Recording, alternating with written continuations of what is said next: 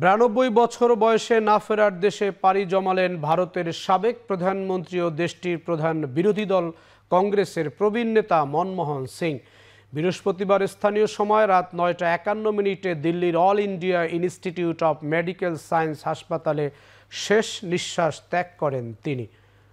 এর আগে আকস্মিক শারীরিক অবস্থার অবনতি হওয়ায় বৃহস্পতিবার রাত ৮টার দিকে হাসপাতালে নেওয়া হয় ভারতের সাবেক এই প্রধানমন্ত্রীকে। এক বিবৃতিতে কংগ্রেসের প্রবীণ এই নেতার মৃত্যুর খবর নিশ্চিত করে হাসপাতাল কর্তৃপক্ষ। মনমোহন সিং ১৯৭১ সালে ভারত সরকারের বাণিজ্য মন্ত্রণালয়ের অর্থনৈতিক উপদেষ্টা হিসাবে প্রথম যোগদান করেন।